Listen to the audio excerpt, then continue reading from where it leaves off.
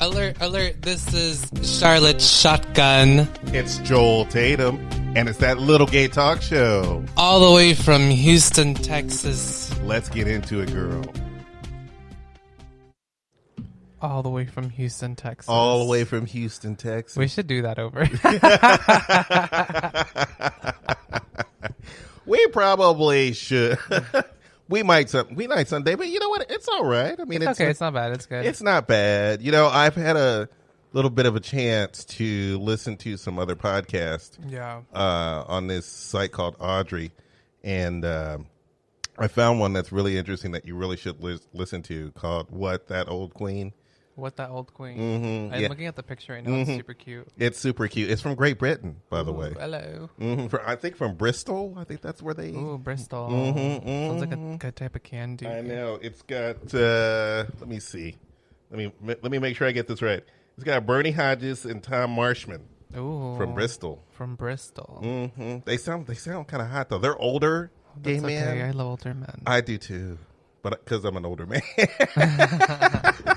I don't want them young boys. I had little hooligans. I had a chance to listen to their latest episode, which is super funny. They're really funny, and I hope that if you're out there, you'll look for that. Is that it's WTOQ? Yeah. What that old queen? Mm-hmm. What that old queen? What that old queen? What that old queen? Okay. No. Oh Okay. well. I mean, is that your best? I'm gonna pretend I can barely speak English. So. I know, and I'm not even gonna try. You know, I watch a lot of British stuff, and I have tried a British accent, but for some strange reason, it always sounds like I'm speaking Australian. I think a little bit of Irish, maybe a little Scottish. I don't know, and I don't want to try it out right now because it's like. I mean, I've tried plenty of Britain though. Mm-hmm. I have too. Yeah. Yes, I used to work next to an airport, and hey, my house is right here. It was good. Mm-hmm. I've had several samplings of Great Britain. Samplings. Mm-hmm. Had a very virile Irishman. I just dig it because they're white guys with uncut dicks. Mm-hmm. It's like, hey. Two of them were not white. One of them was black. Oh, that too. Yeah, one of them was black, and he was from London, and he was fabulous. Ooh, sounds fabulous. Yes, he was fabulous. And then I had another one. I think you said he was from Wales. Okay. And he was an older gentleman, and he was incredible. He was incredible. He made them cheeks clap. Well.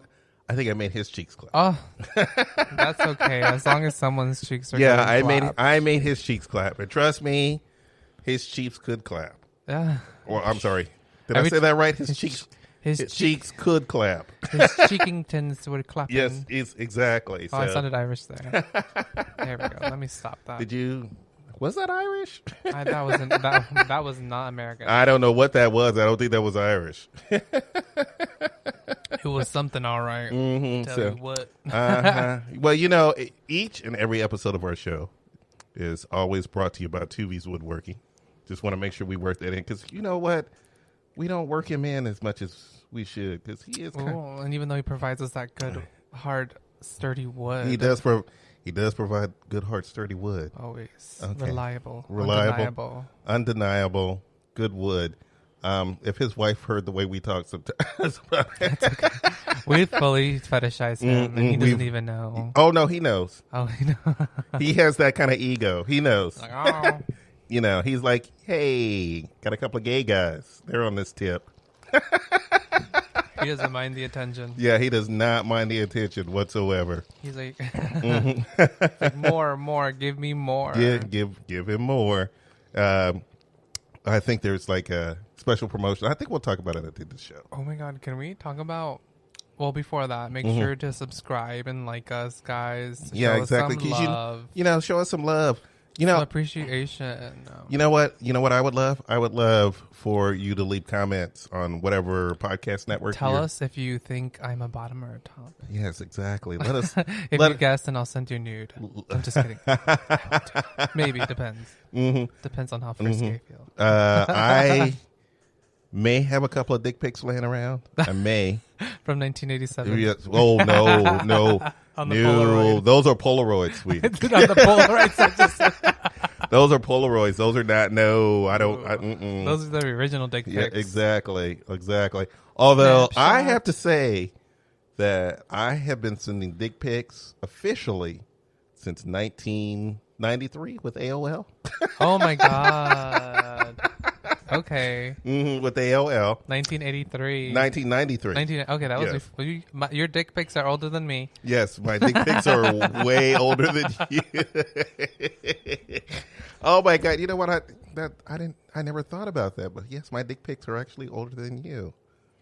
I feel horrified right now. You have one dick pic that's way older than me. Exactly, and Someone has it wasn't. I don't know if it was my best dick pic though. Back then it took like half a day just to upload it, and the other half to send it. And the only reason it took half a day was because you're on dial-up, so somebody would pick up the phone. Now by that time, thankfully enough, I'd moved out, but I was living with roommates, and but I always picked up the phone right in the middle. And it's like, hey, I'm trying to send a picture. And they'd be like, Joel, stop sending dick pics. Like, I can't help We it. have to use the phone. It's not my fault. So, Do you remember back in the day when the iPods were only 1 gigabyte or half a gigabyte, and now like our phones are capable like having like 256 gigabytes? yeah, I know, right? Isn't that crazy? Progression. I know that is crazy. But we still, can't get another stimulus check. I know, right? I don't even know. I downloaded most of my music onto the iPad from Torrent because I would get my music illegally. On LimeWire? Yes, on LimeWire. Yes, Oh, do you remember when you would get the wrong one? Like, I did not have sexual relations with that woman. Do you remember getting that one? Yes, I remember. I did get. You know what? When I would download a movie, though, downloading movies on LimeWire was just terrible. Oh, I they never were did always like shaky. always shaky cam with Russian spoken in the background. And the film is there, but you can hear Russian being spoken in the background, and I'm like, I'm gonna go to prison because You're watching all this. I'm watching all of this illegally with Russians. With Russians. Jeez, the Russians have been. They've been trying to get us since day one. Yeah, I know. They have definitely been trying to get us since day one. So, Period. Oh my god. Do you want to talk about this past week, what we did? Do you want The to? shit show? The shit I don't- show shenanigans. No, it wasn't a shit show. It wasn't a shit show. It was a shit We show. just had some shenanigans, Shenanigans. some tomfoolery, Some tomfoolery. Do you want to start it off? How some I'll start it off? some antics. So yeah, it was a lovely Saturday night. It was Saturday, wasn't it? Yes, it was a lovely Saturday night. I was in the kitchen thinking of what I was going to cook for dinner. And then I said, fuck this. I'm not cooking dinner. I'm going out to dinner. I'm going to treat myself out to dinner. So I got dressed and called an Uber. And then I decided, you know what? Let me call my friend Chris and see if Chris wants to hang out. And I called Chris, and he was like, taking a walk in the neighborhood. And I said, hey, I'm going to go out to dinner at such and such place. And he's like, hey, I'll meet you up there. And he meets me up there. I have dinner. He drinks wine. So this is the place where you can only get wine and beer. So I think 3 bottles of wine in. Scott shows 2 bottles of wine in. 2 bottles of wine in. 2 bottles of wine in between me and Chris, and Scott shows up. And I think we only had what, 4 bottles maybe? I think Girl, they were we had when I was there, we had 4 bottles. We had 4 bottles. Then you guys had 2 bottles. So we had 2 bottles, and then we ordered an additional 2 bottles. Damn, those sound like alcoholics. We had you know what? I hadn't been out of the house in so long. Yeah, that's true. And it's also like it wasn't like crazy wine. It was actually really good wine. Yeah, we had a nice little Pinot Grigio, an Italian. That's what it was. Okay, yeah. Yeah, it was an Italian Pinot Grigio. Our waiter hooked us up with because they ran out of and it was $10 a bottle, y'all. Oh, it was wow. $10 a bottle. Oh, hold on. I forgot that was there. Hello. Hello. Hold on. Hold on. We can barely hear you, girl. Okay. Okay, you need to turn on the speaker function on your phone so that we can hear you. For intended purposes, I'm almost there, so I want to go ahead and call. Okay. Oh, hi. Oh, We can hi. hear you Now now. we can Sorry. hear you. It was under speaker. Okay. Okay. Let me turn you down a little bit. Hello. Hello. Hello. I'm Joel. How you doing? This is my. I'm doing well. Yourself? I'm doing very, very good. Let me introduce her. Okay. So this is my friend. We go way back. I don't even know what year we started doing drag together, but we started doing drag together. We actually met on, I believe, Instagram, correct? And was yeah, it I would was, say Instagram. It was Instagram. Well, what else was it? Was it anything else? Facebook on the Drag Queen Beginner. Okay. That later became Kun City. Okay, we were actually just talking about that yesterday. But we met online and we started doing drag together.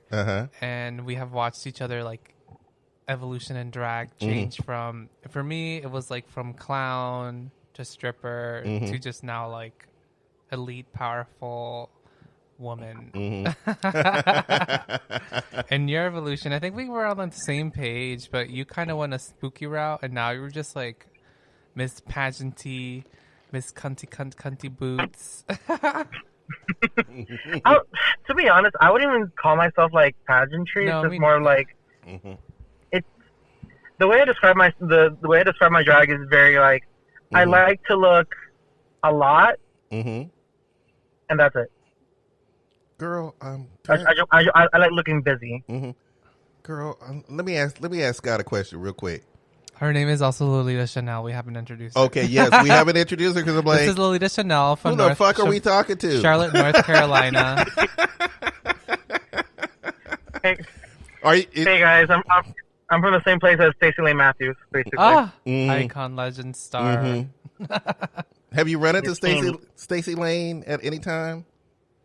We run into each other a few times. There was a few pageants that she's done here locally, and that's how I've really gotten to know her better. But when I was with my first drag family, I was with her daughter was actually part of that house family. So it was her daughter, Jinx Matthews. So through Jinx, we would see each other a lot. Oh, that's very interesting. Yeah. You know, our world seems to be surrounded by RuPaul's Drag Race on some level. Yeah. Like 7 degrees of Kevin Bacon. Is that how you... 7 degrees of Kevin Bacon. Is it 7 degrees of Kevin Bacon? Yeah. I think it is, yeah. Yeah. So it's like we keep bouncing around it. You can't get away from it. It's everywhere. Right. So You really can't. I met a RuPaul's Drag Race queen in Albuquerque. That was really cool. They're going to be on the future show soon. TBD. To be determined. To be determined. Yes. Right. So describe to us your form of drag, what you do, what kind of performer you are, that kind of thing.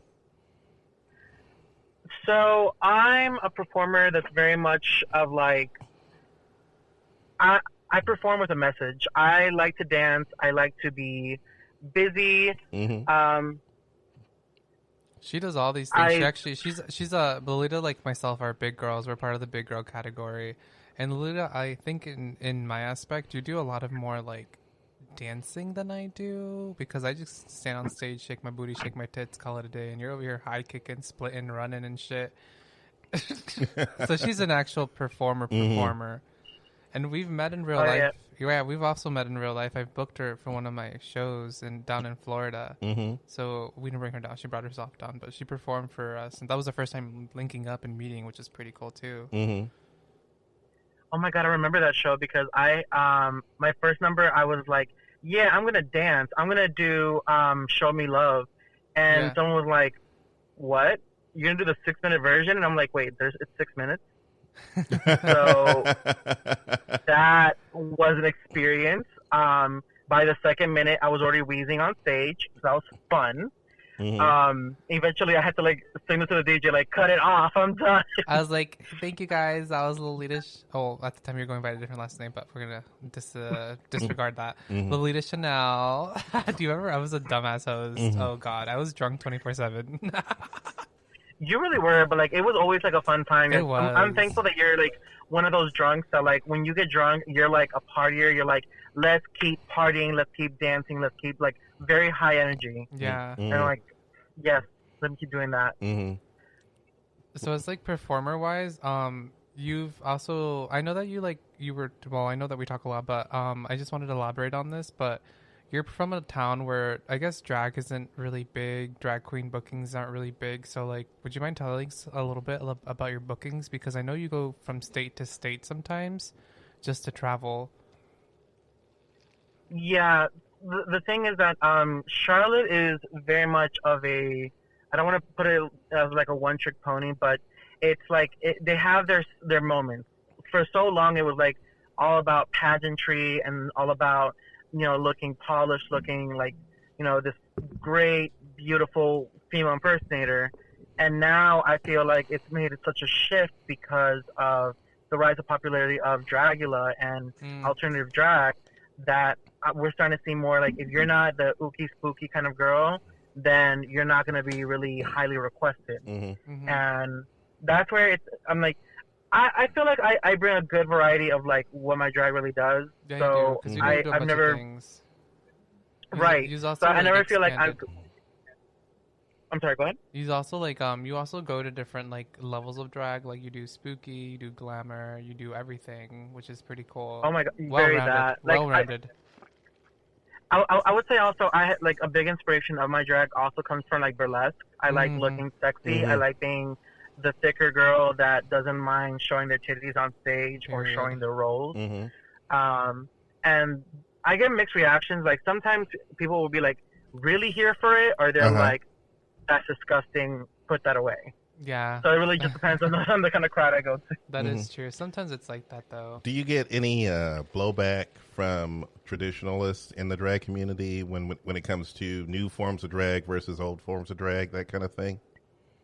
Oh, all the time. Like, because there are. I'm sorry. Go ahead. Oh no, I'm sorry. Because I know that when it comes to traditional Southern drag, is always been about pageants. If in Texas, especially Dallas, Dallas is pageants. Yeah, that's what I've heard. All the girls in Dallas are pageant girls. The girls in Austin are a little bit more laid back. The girls in Austin and Houston are a little bit more laid back. Yeah, but for the most part, Southern girls are all about pageants. So I know that it must have gotten a lot of blowback when new kind of drag rolls in. The new generation. Exactly. And I'm not gonna lie, I was kind of like the very tail end of like when I started doing drag here. It was the very tail end of like, if you want to get booked, if you want to get like higher booking fees, if you want to do that, you have to do pageants and like do well at them. Yeah.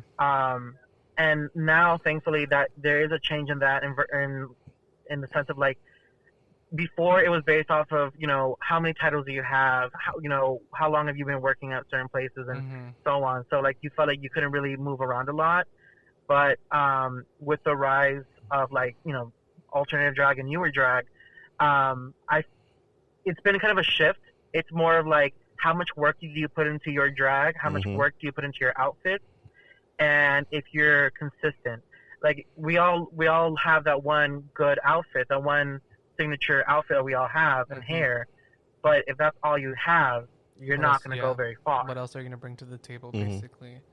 And like you can ask Charlotte. I'm constantly like working on like new hair, making new nails. I was just about to say, like going into that, like every time we like FaceTime and talk, you're literally working on an outfit, or you're working on hair, or you're like the fucking past 2 days you've been working on nails. You made yourself literally like for no reason. Yeah, 6 pair of nails. She's like, look, these glow in the dark, girl. Like, I'm making some black with blood drips. I was like, okay, work, girl. So she's always, I feel like for you, you're always like constantly like putting work into your aesthetic. As opposed to me, where I just like wear lingerie, call it a day, a wet hair. Well, I want to hear more on putting together show? What's your routine when it comes to putting together shows, that kind of thing? Who are you looking for when you're trying to bring in new acts in and that kind of thing? Give us a little bit more detail on that. So for me, whenever I go through somewhere to start a show, I've been noticing more. It's like people who are not necessarily part of the LGBTQ plus community, but that they're a fan or they love drag, and they're like, I want to do a show. I want to do it here or there, or, whatever. Yeah. So I'm like, okay, cool. They'll contact me, and the process I go through as far as booking the entertainment that's going to be with me, I want variety. I want queens of color on that stage. Period. I want to see, like, I like seeing people who perform that when I watch them, it makes me want to go through the struggles of putting on 14 pairs of tights and 14 fishnets and the 3 bras I wear to want to perform as well. Like, if you give me that energy just by performing, I want to see you as often as I can. There's a lot of newer girls like that started within the last 2 or 3 years that they do that, and I try to book them and pay them what they're worth. Career. Absolutely, time. Yeah. As you should, because that's really good that you do that. Because I know, like, a lot of people that when they start doing drag, they're like, "Oh, what can I do to put myself out there?" I'm like, just look good, like talk to the hostess, and then sometimes the hostess are not really welcoming. Like even with like here in Houston, I've tried getting bookings and stuff, and like I've gotten no response. But at the same time, it's just like they don't know me, they don't know how I perform, so that kind of makes sense. So I mean, like, I guess in your sense, you're actually kind of like breaking the mold of like the old style of booking, and you're actually giving performers a platform to broadcast themselves. Truly, honestly, that's kind of where I want to go. And not only that, now that I'm about to reach being 10 months sober from alcohol. Yay, congrats. I want to create a space for like drag entertainers and for the LGBTQ plus community that they can go enjoy themselves, enjoy drag, and it doesn't have to necessarily be around alcohol. So I've been talking to a few coffee shops and trying to see what their intake or what their ideas would be about doing something like that where it's not surrounded around traditional bars, I guess. So how do you do that in Charlotte, North Carolina? I almost said South Carolina. I'm sorry, Carolinas. We apologize. We apologize to you. But how do you put a show together in Charlotte, North Carolina? What places where do you traditionally do these shows?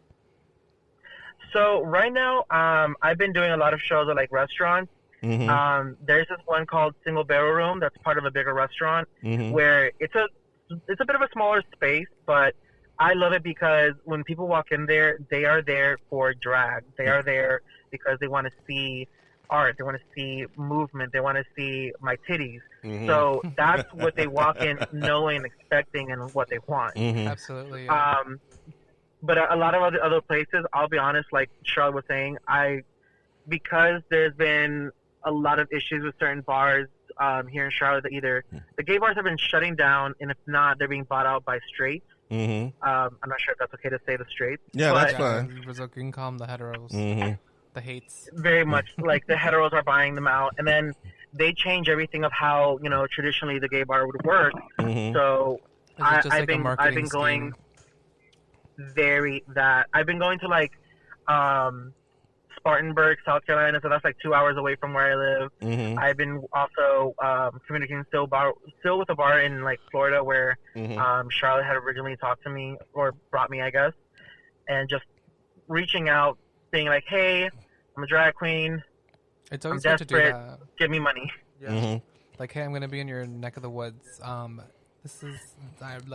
For me, I'm just like whenever I go to cities, just like, hey, I'm gonna be in your part of the woods. Like, book me. Like, I'm an entertainer. And really, honestly, it's all about like who do you know? Yeah, absolutely. Because like if the person who like books the bar, you don't know them very well, they're gonna probably like overlook you. And then like there's you like turn bars it out. in North Carolina I haven't been. Exactly. So are heterosexuals buying gay bars and keeping them gay, or are they trying to mix them, or what's going on? You know what? That's kind of I really want to know what's going on with the bar scene in Charlotte, especially with heterosexuals buying gay bars? So, the main one that I can speak firsthand on was this bar called Scorpio. That's where I first performed and where I got my start. Scorpios was for the longest time ran by a gay couple that I want to say they opened it up back in the 70s, and it was amazing. Loved it.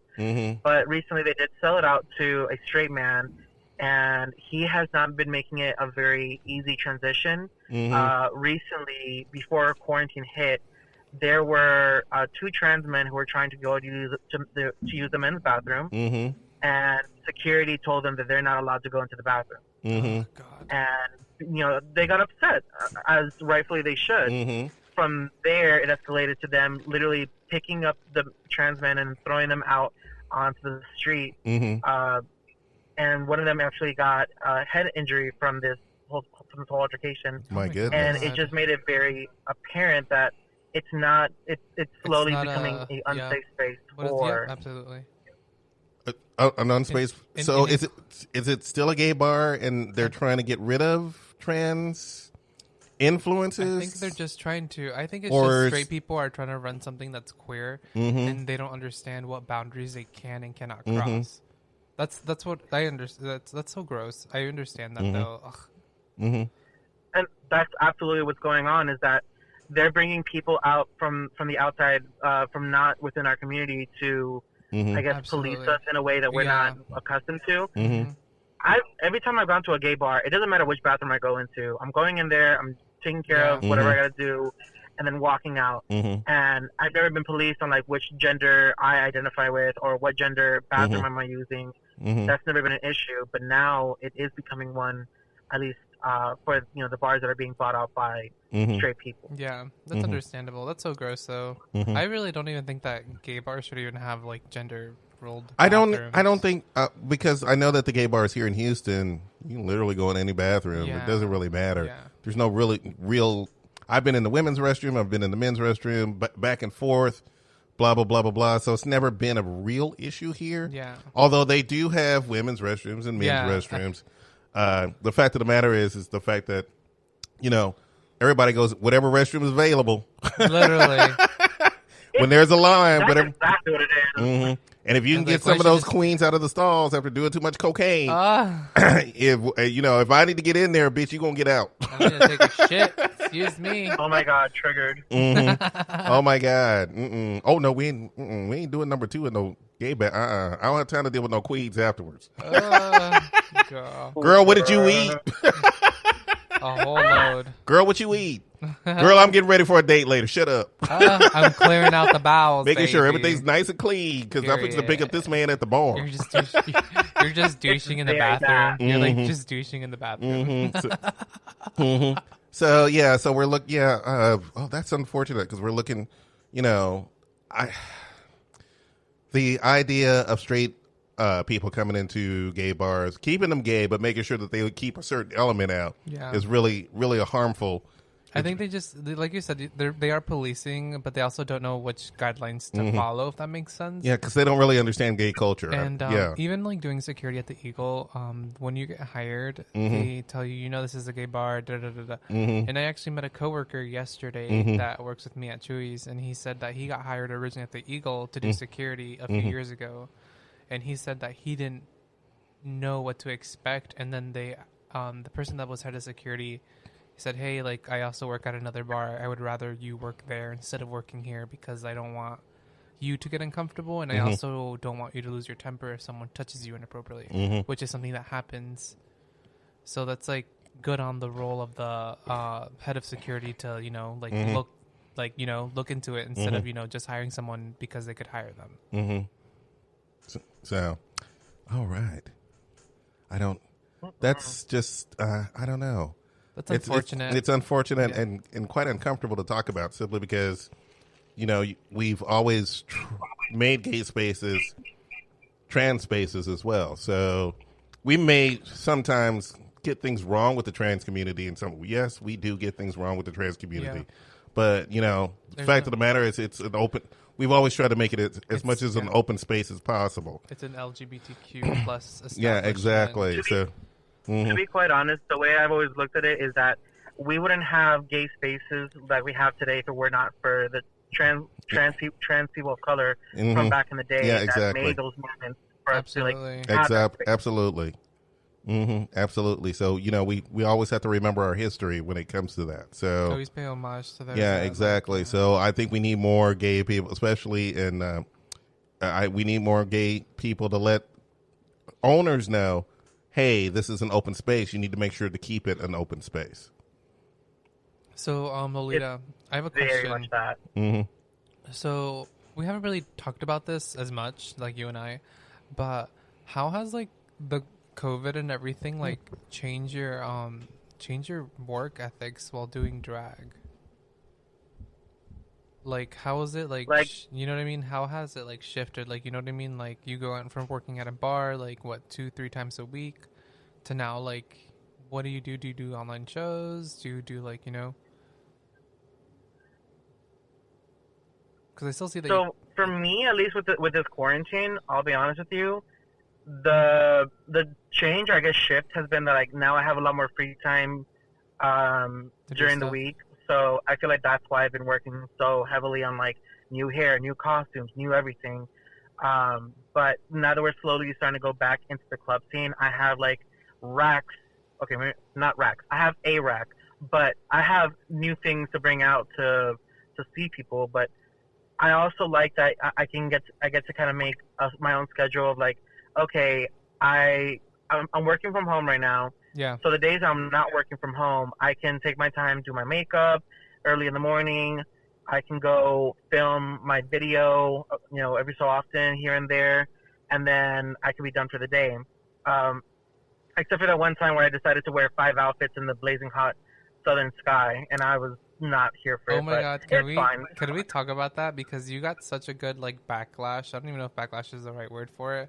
But you got like recognized in like a newspaper, like drag queen dancing in North Carolina.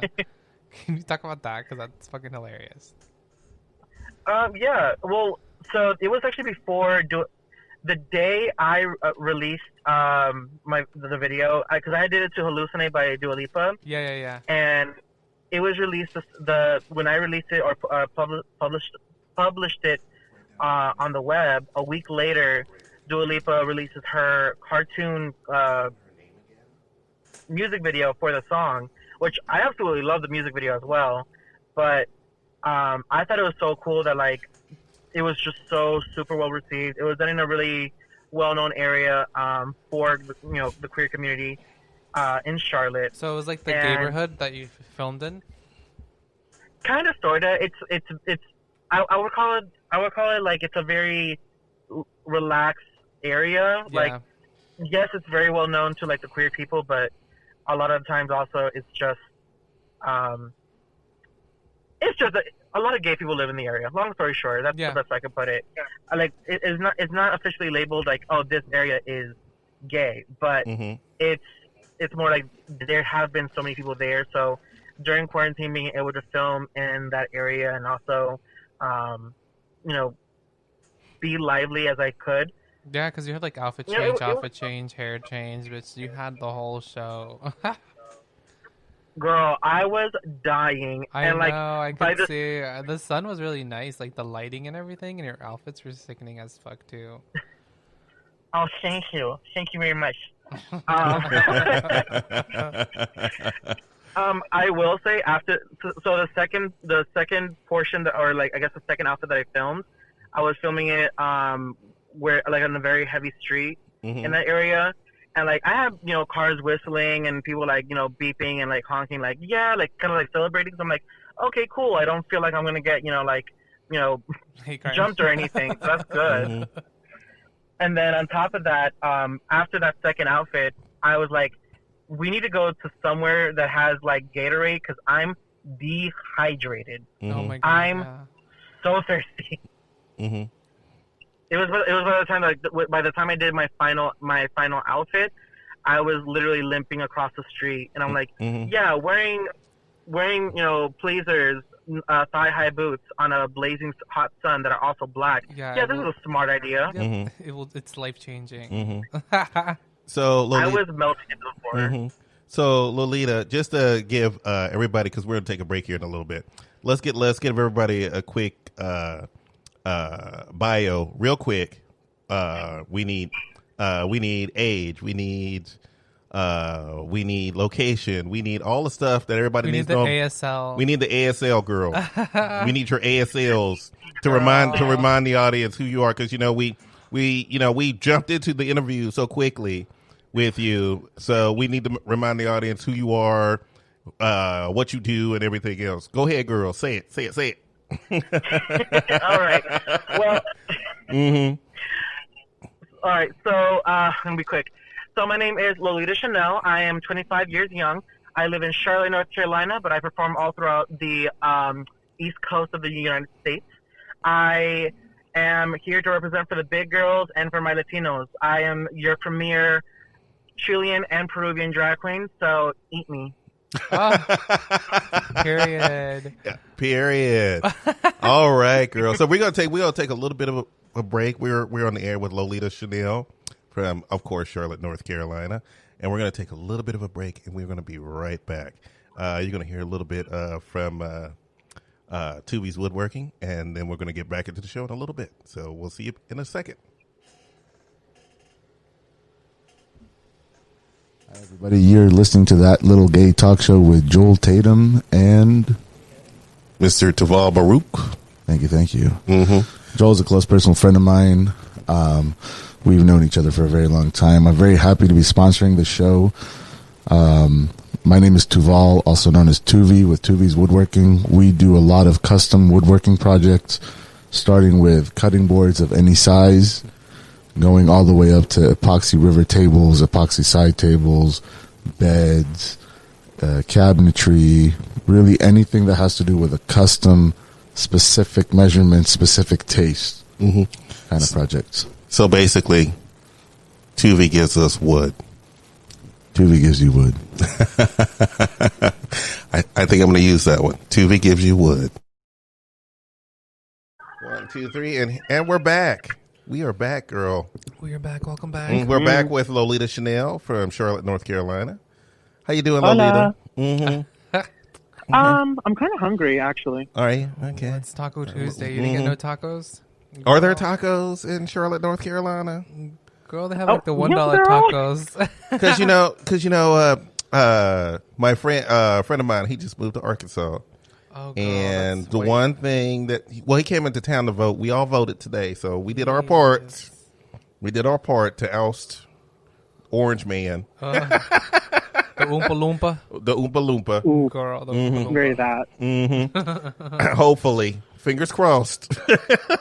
Because this man came back Fingers from crossed. Yeah, because he toes crossed. he wasn't supposed to be winning in the first place. So girl. Then I don't know if I can handle. Last night went too, girl. I know. I don't know if I can handle another 4 years. We already shopping around at different countries right now. Africa, here we come, girl. Well, I'm not going. Girl, I'm not going to Africa. We are not welcome in Africa. I'm going somewhere in South America, or Central America. Because I know, I think Venezuela is talking about doing same-sex. Venezuela. Yeah, it's talking about doing same-sex marriage now. Who and knows? I think Go to Brazil. Peru is already, it's on the books in Peru, it might be. I don't know. But I know a lot of South American countries are starting to, and it might be because of what the Pope said What did it say? about gays and civil unions. And the church being a little bit more accepting, although right now there's controversy on whether he meant it or not. But the fact of the matter is that I think it's starting to have a lot of influence on a lot of Catholic-leaning countries. So, like brain fucked. Like, we've been killing people because you told us to. You didn't tell us to. Does not compute. So minds have been changed. They did a recent poll, and I think 61% of Catholics are for gay marriage, which is the highest it's ever been. So I think in the Catholic world, it's really starting to change when it comes to the idea of gay marriage. And that's just in this country. Thank God it freaking... That's just in this country. And, like I said, Mexico, South America, those kind of countries. They're a little bit harsher. Not as much as they used to be, but, they're still working on it. I'm all about working on it. They're getting there. It's going to take a little bit of time. They're getting there. I wish my African countries would do so because, it's getting a little harder to be gay in certain African countries. But I'm starting to find a little bit of hope because there's a lot of countries that are starting to say it's okay to be gay. I took a political science class in college, and Uganda had their first gay pride parade that consisted of 6 people, like in, I want to say 2010. Yeah, but Uganda is talking about putting the death penalty back on the books for homosexuality. No. So, yeah. Can you imagine being like going to hell, dying because you're gay? Jeez. Yeah, so you have a lot of refugees. How about we like reclaim our time and be like, hey, if you're straight, you're gonna be put to death. Yeah, exactly. Oh my god. Oh my god. We have too many people already. So, yeah. So let's get into something lighter. Okay, everybody's getting arrested. If you're straight, you're getting arrested. Yeah, exactly. So, yay for South America, boo for Uganda. Boo for Uganda. Yeah, and like I said, I don't mean that in a harmful way. I know there are a lot of people in the LGBTQ community in Uganda who are struggling. Y'all keep the fight. That's all I have to tell y'all. Always say, keep on fighting. Keep on fighting. Y'all will get, if y'all can at least get tolerance, you've already won the battle. So I'm not looking for gay marriage to happen to Uganda sometime soon, but at least if you can get tolerance, you've won the battle. So right. So let's get back into it. Sorry, Lolita. No, go. No, I didn't mean to. I didn't mean to make it too political. Let's get to talking about you. Let's get to talking about you, drag in South Carolina, and who your rising stars are. Tell us about some of the rising stars that are coming up in your community. So, rising stars we have here. I have a really good friend of mine. Her name's Christy Darling. She started off as wanting so hard to be the alternative girl, and she's done numbers like when she first started off, she was like a nun ripping pages off of a book, and eating the Bible there, and she started off like that. But it soon became apparent that was not what she wanted, and after being around a lot of the queens here, she was able to actually like polish it up, and she was like, because she was always a dancer, like she can always dance the house down, and she's been very big on owning her blackness and owning her power and being black, and I really am proud of her for that, because for the longest time I feel like there's been a lot of queens of color, specifically black queens, that have been kind of overlooked because of that, and it's the South. Let's be honest here. The South is hella racist still, but they're coming up, and not they're coming. Oh my God, they're coming up. They're finally making space for themselves and making their voices be heard, and I'm so happy to see that kind of change. Me too. But not only that, I want to say she's always been a really good dancer, and finally learning how to work on people skills. That's the biggest thing for her. Okay, if she hears this, she's going to kill me. Well, if she hears this, just know that I'm still a hateful client. Okay, you know what? That's all right. People skills are very important. Especially, I mean, how young are we talking about here? She is actually, I want to say she is 19. Oh, maybe yeah. 20. Girl. Oh, girl. Yeah, her voice is super loud and proud right now, but she just needs some people skills, and she can make shit happen. Yeah, absolutely. She can make shit happen. Yeah, but right now she is 19. She is loud. She is proud. She is going to make sure the world knows who she is. Period. It's been very that, and I'm so happy for that about her as well. I was going to say let me think, who else is like an up and coming person? I definitely want to say. Now she's up and coming because she's already been making a really big splash on the scene since day one. But we also have Vegas Van Dang. She actually is my ex-mother, but we're still really, really good friends. But she's the one who really started the whole change in Charlotte of like, you don't have to be a queen that wears hip pads or wears super polished hair or wears costume with over 1 trillion rhinestones on it. She started that shift of she's also drag like can be whatever you make it to be, which is pretty cool.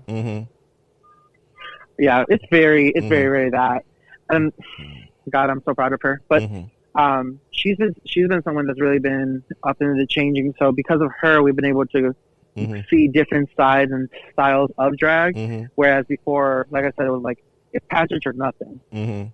So I was really happy to see that she made that change. Oh, that's good. Yeah. Well, you know what? Lolita, we're gonna need some pictures. We're gonna need some of that stuff so we can put it on all our social media so these people know who we're talking to, who we're talking about, so that they know who they're talking about. And give them some exposure because they probably, and don't forget you, girl, because you need this. You need the exposure too. Baby, I'll put my titties wherever I can. Exactly. Well, you get together. OnlyFans didn't work out for me. You get together, Miss Scott, so we can throw some because we rub your titties, you rub our titties, and everybody's titties will be happy. There's a lot of lactation. Yes. Milk lemonade, girl. My nipple's already getting hard. Milk lemonade. Girl, I haven't heard that in Let's not talk about word fudge. No. No, we don't need to get into the fudge part. No. I haven't went too far with the lemonade, but it's not that kind of show, girl. It's not that. Girl, have you heard us? It is sometimes that kind of show. Yeah, it is. Sometimes it's just and here I thought this was a family program. Girl, no. What children are listening to us? What children? Okay, you know what? There might Children be, of the Corn. There might be some chillins out there that might be listening. Some chicklets. So, but you know what? We chicharrones. You shouldn't be listening to us. But in case you are, have a good time while you do. Hear that. Have a good time while you do. So it's anything, girl. Scott's talk about the skills. You got some skills to pay the bills when it comes to costumes. She jumps off roofs and into costumes and wigs and all kinds of stuff, girl, going on. Let's talk about a little bit of that. Girl, I can go on forever about my frustration. Go, girl, go. Girl, go, girl. Ready, set, go. No. Hold on. First, finish your statement because I don't know if I'm going to be jumping down the barrel right soon. So, with that being said, what was the question you wanted to ask me? No, I wanted. I mean, because are we? Do you do a lot of costumes for other queens? Are we? Tell us about your tell us about your craft, your clientele, that kind of thing. Your whole craft, so to speak, because you're not just an entertainer. You make gowns, you do nails, you do wigs, you do all this other stuff, girl. You gotta advertise that. Put it out there, girl. Well, you're right. I've been super shy of actually of trying to get bigger when it comes to what I do. I'm not really big at sewing for other queens. I'm going to be very honest. I make simple dresses. I make simple leotards. I make simple costumes, and then I'll add on to that and go from there. But my biggest passion, I'll be honest with you, is hair. I love making wigs. I love styling hair. Recently, I had a girl contact me for a mohawk wig, and I'm like, oh my God, I've never had a chance to do that. So I was like super excited. And once it was done, I'm like, this works. I think I'm going to remake this for myself. Yeah, you showed me the process. It was really good. Yeah. So, and it's funny because I've gone through such a range of different processes using different brushes, using different kind of hairspray. Not to be that one queen, but Got to Be was not the only hairspray for queens. We had Aquanet. Oh, Aquanet. Let's talk about Pump It Up. Pump It Up is on a different level though. Because girl, your hair will not move for a whole. If you put in your real hair, your hair will not move for a whole week. Oh, absolutely not. That's the one thing that's like a wig forgot. hair. Yeah, that's a wig hair. Because I remember I used to spray that before I put a wig down, and I was like, I'm still trying to wash this shit out. I ran across an episode of Hey Queen, and Delta Work was on there, and at the time, Delta Work had won an Emmy. For hairstyling, and she went into the whole wig. How much do you think wig technology has changed? I mean, you're kind of young in the game, but how much do you think wig technology has changed? I think just so much. Like nowadays, lace fronts are a lot more affordable than what it used to be back in the day. Because back in the day, girls would have to literally create their own roots to make it look like his hair coming out of that one scalp. Because Delta did go into the part where the first time that they saw a lace front was with Manila Luzon, and I think that was very early on in this, like season 3 or 4. Yeah, because all her wigs were lace fronts. Because they were all custom. Yeah, they were all custom made, and the girls had never seen lace front before at that point. So to tell us about how much wig technology has changed for you, and what kind of new technologies we're seeing. So for me, I've come to the way I started doing wigs was okay. This is a little bit of a backstory. So the first time I styled a wig was actually I was on my way to a state level pageant, North Carolina Entertainer of the Year, and I had hired this girl to make me some hair. I asked her something very simple. I'm like, all I want is like white, almost white hair, and just tease really big and just swoop to the back. So it was something that nowadays, looking back, I'm like, that was super simple. I probably could have done it myself. Yeah. But I digress. You just didn't want to make it. She did not. She did make something like it, but it was not what I wanted. And me and her had a whole back and forth, and it just turned really ugly. So because of that altercation, or because of that moment, I was like, I never want this to happen to me again. I want to be able to learn how to make my own hair. So I did what I feel like most Euro queens do. I went onto YouTube. I found videos of people styling wigs. The ones that worked best for me were online clients. She was featured on Canada's Drag Race. And in a way, she kind of became like... Yeah. She was on Drag Race? She kind of became like a drag... Canada's Drag Race. She was on Canada's Drag Race. I didn't know that. Wow. Yeah, she was. I did not know that. Unfortunately, she was the first to go. So that made me upset. But she already had her career set, so she did not worry about that. Because everybody... She's super big on TikTok now as like she's like a huge mathematician. So I got my life with her. But I learned to buy wire mesh rollers. I learned where to buy the pins. I learned how to position the rollers on the head for certain styles.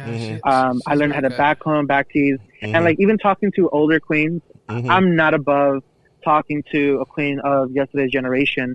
I think that's where I can learn some of the best tricks in the book. Absolutely.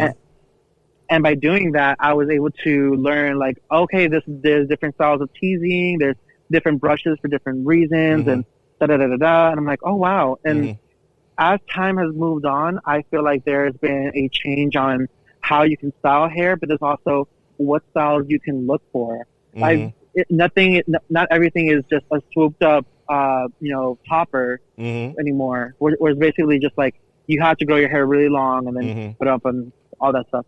Now you can buy hair that's a full wig or 3 wigs or however many wigs you want. I mean, Trixie Mattel has like 7 wigs in one. 15 wigs. And I can imagine how many Lady Bunny has. Jesus Christ. There was a picture where Lady Bunny had, like, I think they said that she had 8 wigs, 10 wigs in one. Girl. On her head at one time. And I went, and there was a basket involved. And it was so, Delta was talking about how technical the wig that she was wearing was. And I was like, that is completely amazing because that's like a whole craft itself. So I'm seeing, I think that there might be, every economy is based on what's going on in the world, and I think with Drag Race, and especially with Drag Race expanding around the world, you're seeing the side little economies pick up. Yeah, absolutely. Yeah, you're seeing nail design, you're seeing costume design, you're seeing hair design. Especially with this quarantine that everybody's like, let me bring my coin on how I can make my coin. Yeah, exactly. So using the skill. So you think what do you think you're like the premier girl when it comes to wigs? You think you working your way to that? I don't ever want to see myself as a premier queen for anything. I definitely know that while there are people, I think you just well-rounded is the proper word. Like you do everything. My biggest thing is when I started doing drag, I told myself I want to be self-sufficient. I taught myself how to sew. Yeah. I, thanks to YouTube and online client, I was able to learn how to style hair. So I've always been driven to be a self-sufficient person, but I'm not above helping somebody else. And that's where I'm like, I might not be the best, but I know I'm not the worst. And I'll be honest with you, most queens are shocked with the prices that I give them for like hairstyling. If they're like, oh, I just want here's a wig that I have that I really like, but I just want to redone. I only charge them $40 to restyle something. If it's something that I styled before, I only charge them $20. I don't see myself using styling hair right now as like my main source of income. So I know my prices are extremely low. Granted, my quality shows for itself. I think I have really great hairstyling. I think I have good stuff. But for the taste level that some people have, I understand that they're gonna have different wants or different needs. I don't believe in charging, especially a newer queen. Oh yeah, $300 for like oh my God, a lace front with one curl. No, I'm not going to charge that. I mean, yeah, I think also coming from experience, a lace front with one curl. Coming from experience, we've all gone through that. Yeah, exactly. We've been overpriced for something. Exactly, and like, no, granted, I've definitely seen wigs. I'm like, that's $300. I can see why. Like, it makes sense. But I'm not going to be like, oh yeah, $400. Like I said, for like a lace front with a fucking curl. Excuse my language, but so like I'll try. I mean, granted, most of the time the reason my prices will go up higher because I'm like, you're wanting double stacked wigs, so I'm gonna have to buy 2 wigs. I'm gonna have to buy this much hair. I'm gonna have to buy hair to add on. So prices will, of course, will change and vary a little bit over time, but. I'm never gonna want to be like, oh, you're a new queen. Okay, that's let me go ahead and get my point. No. I hate that. I don't like that. Are you at the point where you can, especially with a new queen, are you at the point where you can look at it? A new, let's say I'm a new queen, walking up to you, trying to figure out my thing, and I got my wig in hand, and I don't know what the hell to do. Are you the queen who can like look at a queen and go, you know what? I think I know what kind of wig I want to design for you. So yes, I'm very much of like, if you tell me, okay, I want to be, this is what kind of the aesthetic I'm going for or anything, I'm like, okay, I see how this wig in hand, I see it's just, some flat hair. Give it to me, give me about 2 days, I'll get it back to you, it'll look revamped and different. Yeah. And that's actually how I started one of my friendships with one of the bigger queens here in Charlotte. Well, bigger, I use the term lightly because she's skinnier than me, so fuck her. But but she has a way of marketing to so many new venues, and because of her, I've been able to get put out there more in Charlotte. Her name's Anya Nerve, and literally, I love that, like, Anya Nerve. Go ahead, girl. Honestly, she's like, I could say confidently, she's like my best friend in drag because we get along so well, and we love working with each other. But it's always been that she's like, hey, this is what I want for this. Or sometimes she'll buy a wig and she's like, hey, I just want you to make this really big. I'm like, okay, cool.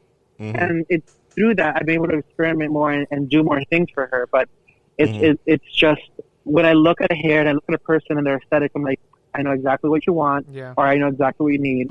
Let me go ahead and fix this up for you. The first updo I ever did was for her. The first a big, really stacked wig I ever did was for her. So it's because of people like her that I was able to really get my start and really get my feet wet, as they say. She always like, whenever she's styling, she's like, oh girl, this wig would fit you perfectly. It's super punk. It's very that. I didn't hear what you said, but very that. I think he said something. Well, it's like whenever you style hair and it's like, this is very you. Oh. Have you? I mean, yeah, that's true. Have you ever? I know this is going to sound weird. Have you ever had a queen where you had a Build-A-Bear moment, where you took one look at that queen and said, "Okay, bitch, I think I know exactly how I'm going to do you from head to toe." Build-A-Bear. I know exactly how I can do you from. And if there is a queen out there that you know that you've done, can you tell us about that situation? So they're actually, surprisingly enough, Anya Nerves is that person for me. When she first started, like, she didn't know where to buy wigs. She didn't know who to get costumes from. She was buying things from like Amazon and buying things from the mall and just piecing that together. And that was her drag for a while. But after a while, I told him, like, I really think you can do better. You can do more. And I've made her costumes now. I've made her hair. I told her to wear this costume with this hair. Oh, if you're going to do this number, you're going to want to wear this outfit with this hair, and just kind of piecing it from there. sometimes we'll just be hanging out and we'll be looking at like Facebook or whatever, and I'll see something like, hey, I need you to buy yourself an orange wig. And she's like, what? And I'm like, yeah, so I need you to buy an orange wig, and I need you to buy this fabric, and I'm going to be making this for you. And she was like, all right, cool. I'll get you the money right away. Like, okay. It's very that. I'm not going to say I'm playing a stylist or anything, but I know what looks good for a queen. At least I should. I hope so. Coming from experience, you've been in this industry for a minute. Same though. So you know what the fuck you're doing. Girl, 6 years ain't nothing. And that's also really cool that you actually. It takes in the drag community. It takes sometimes years to get to the point where you can, you know that you are about to be the master of your craft when it comes to whatever part that you're doing, whether it's hair, whether it's costumes, whether it's nails, that kind of thing. I think, I think that you're on your way, and I think that you might already be at the point where you might be the master of your craft, and I think you were a little shy about it. You shouldn't be too shy about it. But I think that when I hear the enthusiasm, when you can put together a thing, I'm curious about what your creative process is. I mean, do you like take a look at someone and then write stuff down? Do you draw things out? Do you just know when you look at them, hey, I think, let's see, I'm going to do her hair this way. I saw a dress that I saw last week about this, and I can do that and blah. Tell me your creative process. I think that's what I'm really more interested in than anything else is your entire creative process, because I think that, like I said, I think I'm listening to someone who's on their way to becoming the master of their craft. So let me hear what your creative process is when it comes to what you do. Stop it! You're making me blush. Let me tell you. So it's actually funny. For the longest time I was told, if you want like inspiration or whatever, like start looking at, start watching more runway shows, start watching, start looking at this, watch these movies, look at that show, so on and so forth. And those can kind of help. But for me, I've always been a huge cartoon person. And growing up watching cartoons that are like on Cartoon Network, Disney Channel, Nickelodeon, on Toonami,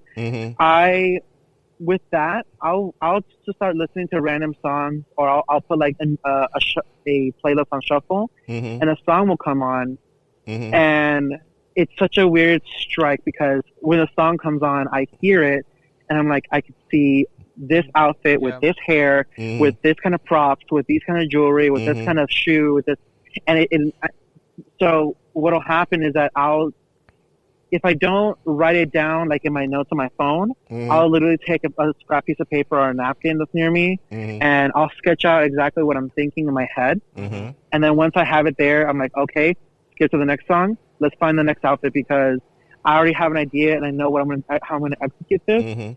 And all I need now is just the tools and everything for me to be able to make it. And that's really excuse me, my saliva. That's really the best way I can describe it.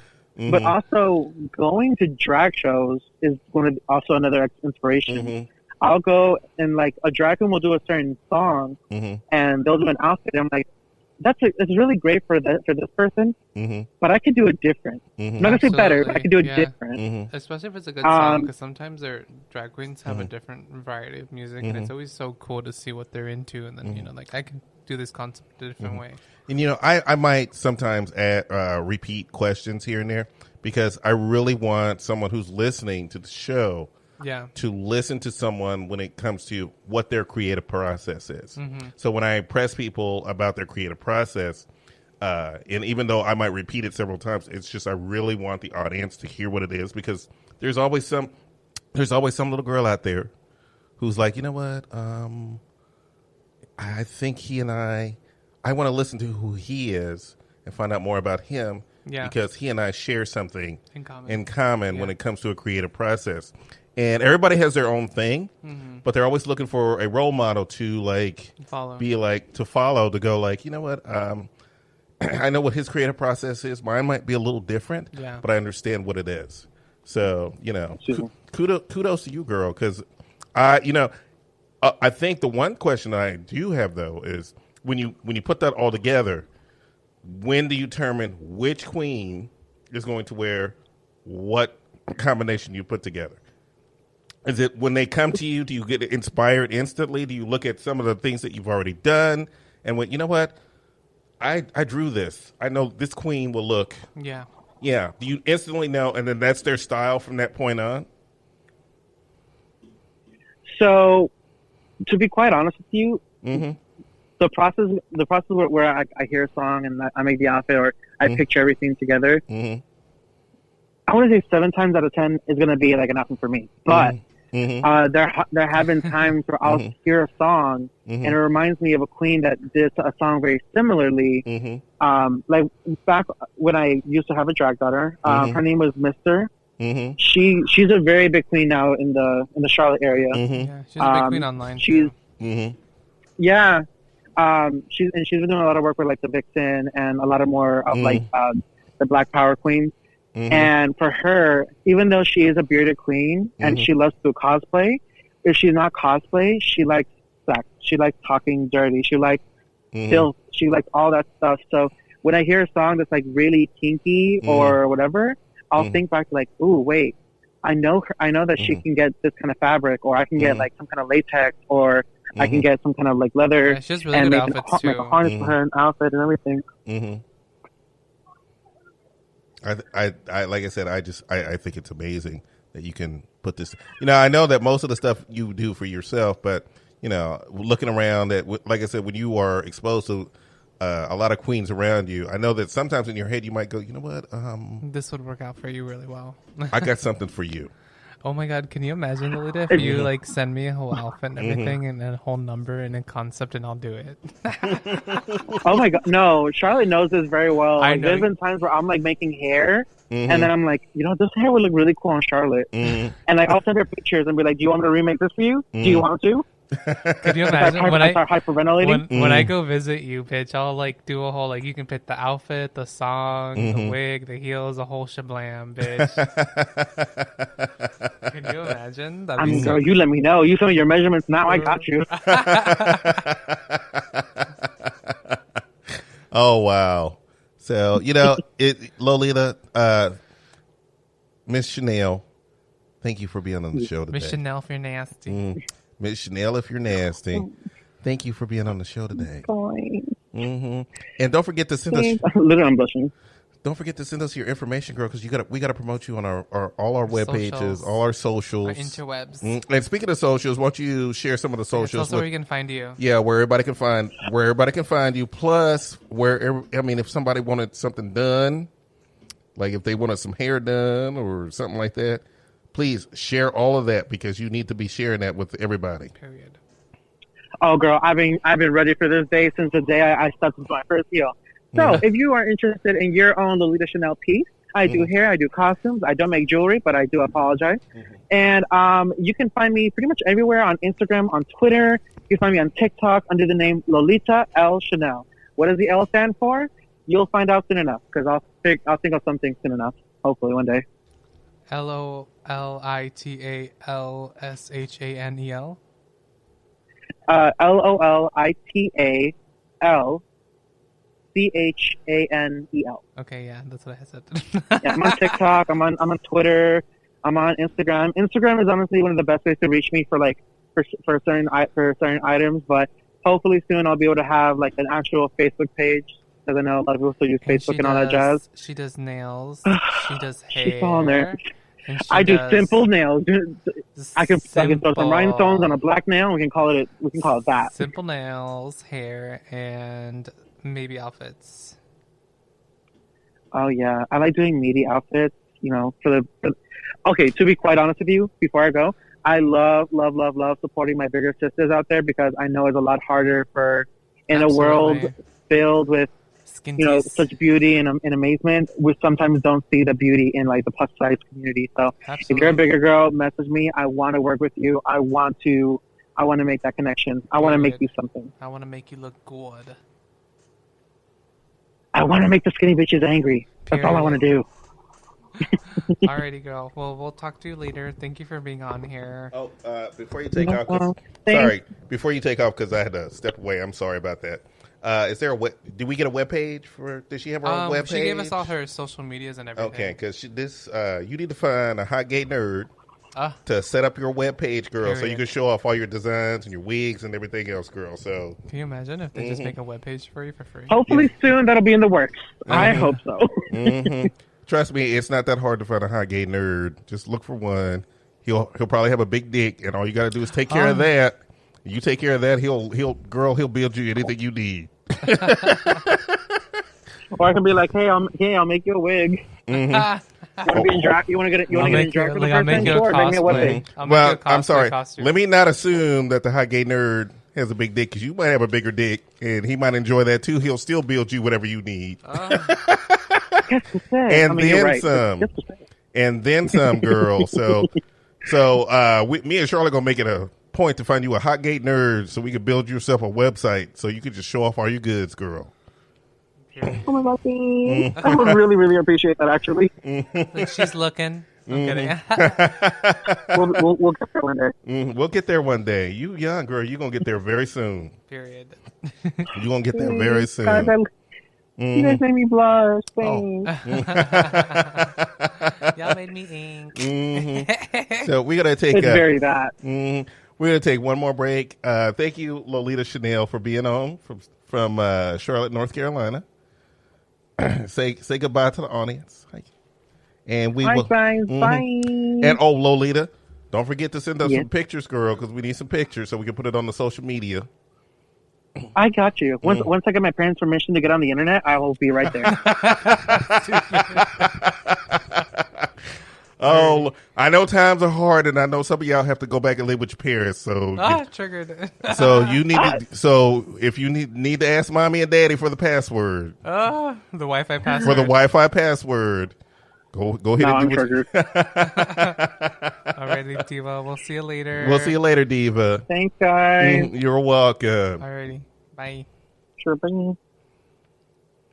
Oh my God! So that was Lolita Chanel, y'all. I made sure I repeat that because y'all need to know Lolita Chanel. Y'all need to know who she is. I have such a good time when we have drag. I'm sorry, I'm burping. I'm burping. I'm Evan burping. Williams. We have some Evan Williams going on. Girl, Evan Williams. It's only girl, and you know what? It's barely a pint. I know. We barely. I know. There's 3/4 of it left. 3/4. Like I said, 1/3 of it left. I have been eating all day, from breakfast, lunch, and dinner, and I had 2 margaritas earlier from La Tapatia because La Tapatia, you gotta. Tapatia. Which one did you go to? The one right down the street, girl. I didn't know there was one down the street. Yeah, there's one 2 blocks from my house. Oh, sounds delicious. I had this grilled chicken with some vegetables on it. Girl, it was delicious. And the nailiest queen that works there, and you will, I swear to God, you will know the moment that you walk in. She looks like I'm not trying to offend anybody, but she looks like the Mercado guy that does that used to do the astrology. Walter Mercado. Yes, she looks just like him. Period. I need to see her. I need to go there and visit her. Yes, I think she works mostly lunches. I don't see her that much at dinner, but I think she works mostly lunches. And trust me, the moment you walk in, you'll go, there she is. Does she have a big robe and big jewels and everything? No, I wish she did. And she could, you know what? She could get away with doing it. I want she to see could her. Yes, she could get away with doing it. I'm going to go in and be like, I'm here to see Walter de Mercado. She's got the hair. Now, girl, the blonde. I think that was recent because the last time I saw her, she had the dark hair. But then I saw her today and it was all blonde. And I went, she looks like Walter Mercado. And I don't, I've seen him here and there. But, astrology is not really my thing. But I've seen him here and there. And I know that he's been huge in a lot of Latin American countries. Oh yeah, Walter Mercado's an huge. icon. There's a Netflix documentary on him. Yeah, exactly. All my friends are in there from Miami. Oh, really? It was in Miami. I remember I was gonna go, but then I was like, that's such a I'm not really into him like that. I got introduced to Walter Mercado because for a long time I was huge in the Celia Cruz. I love Celia Cruz. Celia Cruz. Oh my God, I love Celia Cruz. And my dad cried when she died. Yes, I cried when she died. I didn't understand a word she was saying, but I loved her music. I know. And Netflix did like a Celia Cruz I didn't see biopic. I think it was like God. 10 episodes maybe. I know what you're talking about. Yeah. I remember seeing it. Mm-hmm. Yes, girl. And you have to watch it. It's incredible. I don't know if it's on Netflix anymore. You might have to look for it. But yeah, Netflix did a bio after she died. And it was incredible. But yes, I feel like Netflix has a bio for everybody before they die. Yeah, exactly. Like they had from. Well, I mean, it was. Was it before she died? It might have been before she died. Well, they had wasn't it like a series? Yeah, it was like a Netflix series. Well, she's been dead for a few years, so it's probably like. Mm-hmm. It's probably like done for a minute. Mm-hmm. Because I always told people she reminded me of Tina Turner a lot. Oh yeah. She reminds me so much of Tina Turner, and I ran across one of her videos by accident. I think I was watching. I don't know if it was on YouTube. It might have been on YouTube, but I think I ran across one of her videos by accident, and I just fell in love. And I would I bought her CD. Many years ago. If I were to look for it now, I wouldn't even know where it is. But no, this was before YouTube. I actually ran it. Where did I run across her? Were you on like the Spanish channel scrolling by them? No, I don't remember. I remember that I bought her CD because I fell in love with one of her songs. And she's always her music is just incredible. It's incredible. You just can't help but to move your hips. You really can't. You cannot help it. The moment she comes on, your hips just move by themselves, and the next thing you know, yeah, exactly. So I fell in cumbia. If I'm, I don't know what her category. I think it's cumbia. Think it's like salsa cumbia. What she does, cumbia, merengue. She does all of them. But I knew that she was huge in the entire Latin American world. I mean, just huge. And I know she was from Cuba, and all of Latin America just loves her. They really from do. Puerto Rico to Mexico to she's like expanded the Hispanic culture. Like even though because she's also like, which is a really big thing that people don't look at it, is she's also like Afro-Hispanic. Yeah, she's Afro-Hispanic. So like she's really, that's why the first time I saw her, I thought she looks exactly like Tina Turner. She had her hair done the same way. A lot of people that come from that are Afro-Hispanic would dress like her. Like I had a neighbor, her name was Margarita, and she was from Puerto Rico. And oh my God, her role model was Celia Cruz. So like her husband was actually the owner of the First Watches, the restaurants. Was the owner of the First Watches. But my mom at the time was really busy, and my grandma also worked at the time. So whenever my mom didn't have a babysitter, she would leave us with her. And I remember she used to drive this like little ass Corvette, and she used to take me and my sister to like eat at First Watch. And I remember this lady was this lady is like my drag inspiration. Like I still remember like that is my first time ever seeing someone so what is the word, flamboyant? Because I remember this lady would like come in and she would wear like a fishnet dress with like bras, panties, that's it. And she'll go eat at First Watch with her fucking stiletto heels, and she's driving in this Corvette in her stiletto heels. And that was like maybe like I want to say like 12. My sister was like 15. No, it was way before that. I was probably like 10, and my sister was 12. And she would take us all around, and she would wear all these like elaborate, like fucking crazy queer stripper outfits. And she had highlighter hair. She had wigs. She had highlighter hair that matched her outfit. She would wear neon pink, wear some fishnets, like titties out, booty out. Her body was like, I think her body was done. She was very thin, but she was thick. And she just like, I don't know. Her biggest inspiration was always Celia Cruz. And she was from New York. And I remember whenever they were hungry, they would make garlic bread. And I remember one of my biggest memories from her was what was her name? Her granddaughter's name was Karina.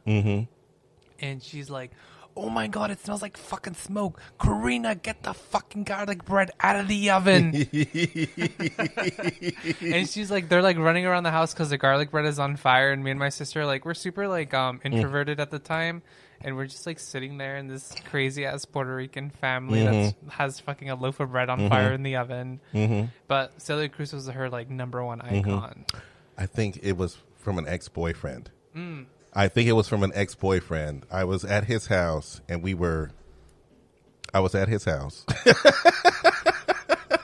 And I said, who is this? He goes, it's Celia Cruz. And I'm like, who the fuck is that? Because we were laying in bed, and it was a Sunday morning, and he made me the most amazing breakfast. Ooh. And he had Celia Cruz playing in the background, and he asked me to dance with him, and I'm like, sure, I guess I'll dance with you. And I just had, it was the best brunch I ever had, or breakfast, or whatever it was. I just know we made love passionately the night before. He made me breakfast, and Celia Cruz came on, and I went, I love this, and he made me a copy of it on CD. Oh my God, Celia Cruz is everything. Yes, and then I went out, and I'm like, the CD was crap. The copy he made for me was crappy, so I went out and bought the CD. And I just, oh my God. Unfortunately, the CD lasted longer than the relationship. Oh, I'm screaming. Sometimes it's like that, though. Yeah, but for years, unfortunately, it became so scratched, I couldn't listen to it anymore. Because I played it every Sunday morning, I would get up and make myself brunch, and Celia Cruz would be playing in the background, and I just had the happiest Sunday that you could possibly, this woman makes you happy. Her music, her voice is everything. Her voice is everything. And I didn't understand a word she was saying. I had to learn some Spanish, and I did pick up some Spanish from her. But her messages were also like pro-black, which is really good. Mm-hmm. So, yeah, I would learn that later. But, you know, like I said, she just made me so happy. I mean, I had roommates at the time, and they were also Hispanic. And they were like, look at the black guy. He just, loves Celia Cruz. I'm like, yes, ma'am. I'm making breakfast. We got pancakes. We got this going on. I got all this stuff going out. As Joel is up at 6 o'clock in the morning with Celia Cruz going on, making everybody breakfast that nobody asked for. But you know what? We had a good time, and everybody ate. I mean, hey, if it works, it works, you know? You know what? Now I feel like I'm going to go on the computer and download all her music, because I need to have that happiness again, because she just makes you so happy. She does. Her voice is phenomenal. Mm-hmm. Her voice is phenomenal. And I happened to be watching something on YouTube, and she came across, and I went, I've been listening to Celia Cruz in a long time. I need to get her back. Mm-hmm. So YouTube, thankfully enough, YouTube, you could just put Celia Cruz, and you can listen to her. Anything. Yeah, you can find any. I mean, you know, it's so funny that our Lolita said, well, I saw a YouTube video on how to do wigs. And look at her now. She's really busy. She has like a few orders a week. Mm-hmm. And I'm like, it's amazing what you can learn on YouTube. It really is. It really is. You can learn anything, really. Mm-hmm. Even on TikTok, learn how to do anything on fucking TikTok. Mm-hmm. I mean, I've told my best friends, I'm like, you want to learn how to do anything? You go to YouTube. They have videos for everything. They really do. They really have videos for. I learned how to cook on YouTube. Yes, I did, because I bought all this cooking equipment, and I'm like, I'm gonna learn how to use this shit. And I learned how to cook on YouTube. I learned how to repair. I've always been good with, not good with my hands. I know how to do certain things. I know how to use tools. Yeah. I could change a tire like nothing in the world. I know how to change the oil in the car. You know, these are things that I was basically taught as a young man that I needed to know how to do. As a young man, different generation. But as a young man, I had to be taught all of this, because you never knew if you're going to be broken down on the side of the... AAA was still happening at the time. But you had to go to a phone booth and all this other... For those of you kids out there, Google phone booth. And I can tell you right now, it was the most... When you had to walk 5 miles to find a phone booth... Or someone with a phone, at least. To call AAA because you broke down on the side of the road, thank your lucky stars for cell phones. Trust me. Unless you are someplace where you have no bars, and then you still have to walk somewhere. You figure out somewhere to fucking. You have to figure out somewhere to find some bars. Mm-hmm. But at least, I mean, back in the day, all you needed was a quarter and a phone booth that you had to walk to, and you can call AAA to come pick you up, and that was that. Although it took AAA hours before they found you. I mean, hours, girl. Sometimes you'd have to spend the night at some hotel because it took them hours to find you. Really? Mm-hmm. I was going to ask. I'm like, how did that even work back in the day? Yeah, I mean, literally, you had to tell them what road or... What crossroads and stuff. Crossroads and everything else, and they'd have to look at a map and find you and drive up and down and guess where you were, basically. So, yeah, and by that time, they did have some cell phone technology. Yeah, but it wasn't as popular. But it wasn't as good as it is now. So, they were able to find you. It just took a little bit of time to find you. So they would get you somewhere. If I remember correctly, actually, that's a good point. they would call whatever local mechanic was near where you were, and the mechanic would come pick you up. Because usually the small town mechanic knew exactly where you were, and they would come pick you up, and then AAA would take care of it. So I feel like your neighbors are making some good ass food. I don't know which ones it is. Me neither. It smells like mussels over like white sauce, white wine sauce. Oh, it might be the gay couple next door. It's not. Hi, I'm company. You know, I left them when COVID first started. One of my friends brought a giant bottle of Pinot Grigio. Now, I like Pinot Grigio every now and then, but she bought like these 2-gallon bottles. Oh my God. And I'm like, I'm never going to drink this. So I kept one bottle, and I gave the other bottle to the neighbor, the gay couple next door. We've been friends ever since. Okay. We've been friends ever since. So, So, you know what? This might be the shortest episode we ever did. It might be. It might be the shortest episode we ever did because I think, we might be running out of... Well, we had our guest on, and it was fun. We usually have... We had some other stuff going on, too, but, shit happens. Weather is changing outside. Yeah, COVID. it's like cold. It went from like 90 degrees to like, what is it now? Freaking 61 degrees? 40 degrees difference in there's like a 40 24 hours? Yes, and trust me, I'm loving it. Oh my God, and you have your windows open. I have my windows open because, Yeah, and I'm over here thinking, I'm like, damn, it's fucking cold in here. Oh, is it cold? I'm sorry. I also No. Well, it's just because I thought you had your AC on, but it's not. No, I actually do have my AC on, too. And it's just because I figured we were going to have people in the studio. Yeah. And it's all about circulating that air. Absolutely. It's all about circulating because they said you need to be outside to make sure. So I'm like, if that's the case, then I'm going to bring the outside in. Yeah. And have the air conditioner running and the windows open at the same time so there's air circulating in and out. So it can be a safe environment. Because, if I'm going to have people here, I want it to be a safe environment. So actually, I think we're just going to have a regular, it's just going to be a regular episode. I worried that it might be too short, but we're already at like an hour and 30. That sounds about the right. It's usually like that because we didn't take a break every 30 minutes. No, we actually did. Oh, we did? Yeah. Okay. Yeah, we actually did. I think we took 2 breaks. Yeah, we did. No, we only took 1. I don't remember. Well, I guess we'll find out. I guess we'll find out. Anywho, so I had a great time. Remember, like, subscribe, leave a comment or 5. Yes, exactly. Don't forget to do it at the podcast. Wherever you're listening to our podcast, leave us a comment. Tell us what we're doing right, and even tell us what we're doing wrong. Because we might be doing some things wrong that you might want to hear us do a little bit better. And if you do, we might read them on the air. Period. I might write them down and I'm going to go, thank you, such and such. Do you have any scary stories? Scary stories. Any ghost stories? Can we do one before? Because it's Halloween. Let's do something spooky. Yes, Halloween is...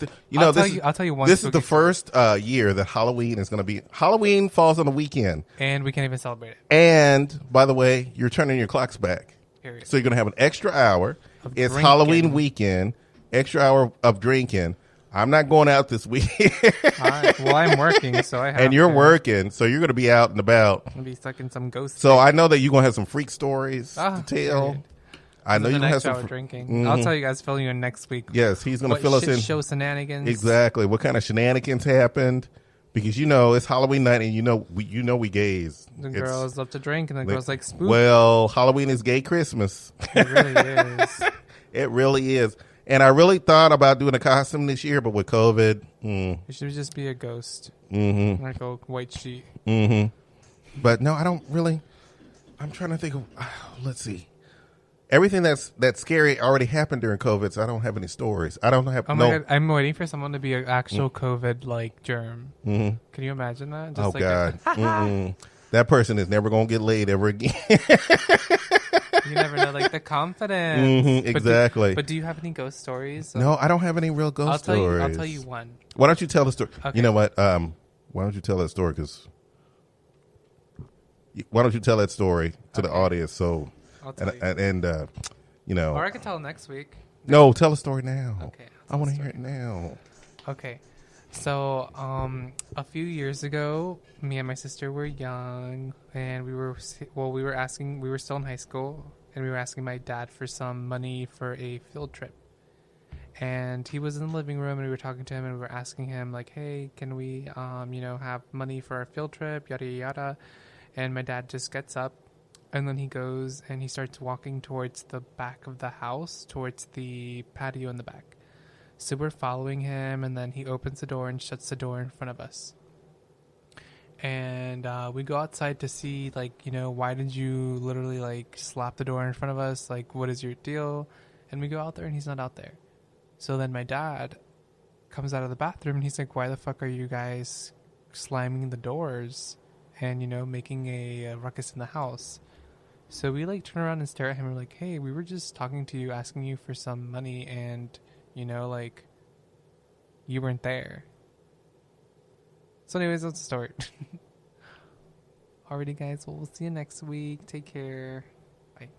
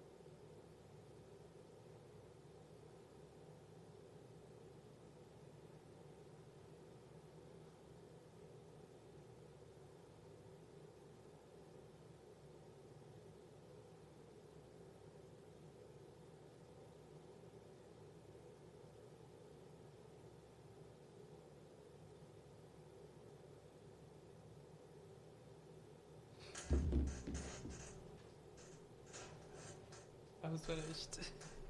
Do you want to say bye? Do I want to say bye? Yeah.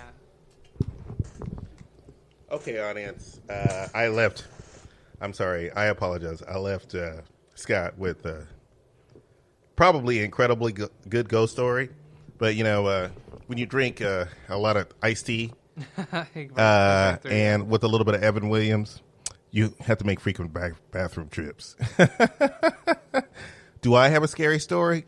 The scariest story I have so far is the fact that one night I was laying in bed and I was watching TV. And because of the type of the apartment that I live in, you know how you get used to creaks and noises and this and that. And one night I was watching television and I heard footsteps in the living room. And I'm like, wait a minute.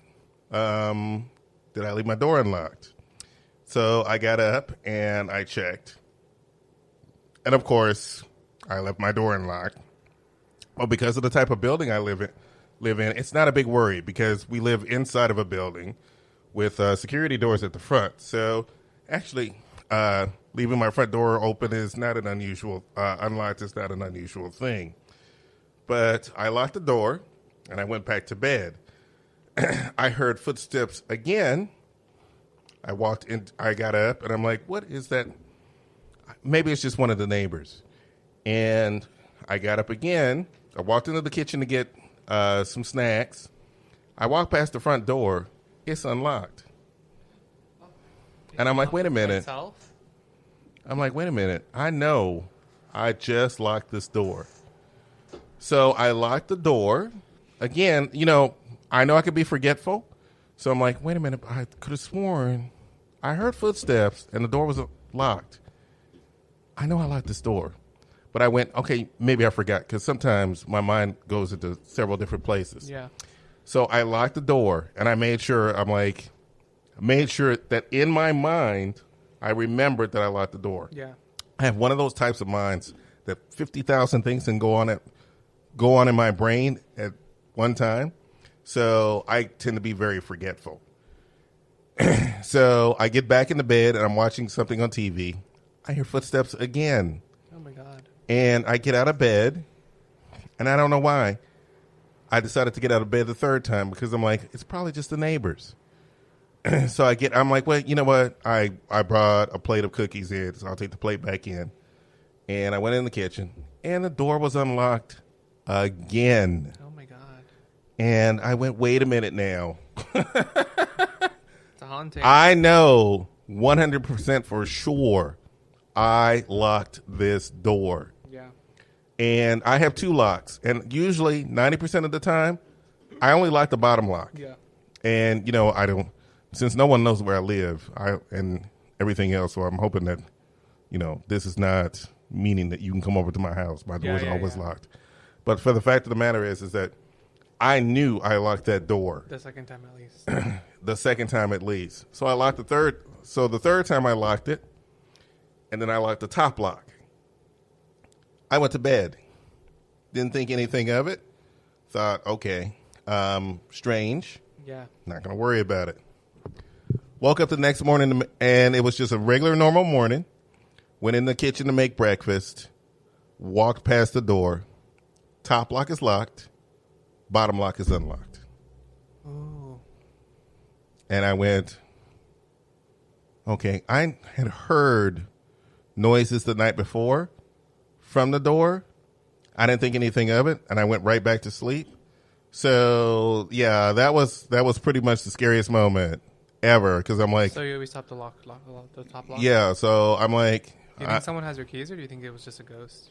Oh, I have no idea. I don't have anybody out there who has I have one person who has the key out there, but he and I haven't spoken in 2 years, so no, it wasn't him. Yeah, and he would have called me. This is one of the people who would have called me and said, "Hey, I don't, I'm in trouble. I have a place to stay. Can I come over?" That kind of thing. But yeah, so that's so odd. Oh, that's so scary. Yeah. So I was like so glad that I locked the top lock the third time. And it sent shivers down my spine. And then I never thought about it again because I'm like, I need to make sure every night before I go to bed. Has it ever been unlocked again? Or no? You never looked into it? No, it has never been unlocked again. Okay. And I have left it unlocked before and really just chastised myself because I'm like, Joel, you left it unlocked the entire night. What's wrong with you? But but I always lock at least the top lock. Yeah. So yeah, so that was one of the scariest moments I ever had being in this apartment. So, and there was the ghost story. There was that. Happy Halloween, everybody! Happy Halloween, guys! Happy Halloween! And like I said, don't forget to like, share. I'm going to do that because we don't do that often on our shows. Like, share, subscribe, leave a comment. Mm-hmm. We're on Facebook, we're on Twitter, we're on Instagram. Yeah. You want to hear a really scary story? I watched Emily in Paris, and I really liked it. Okay.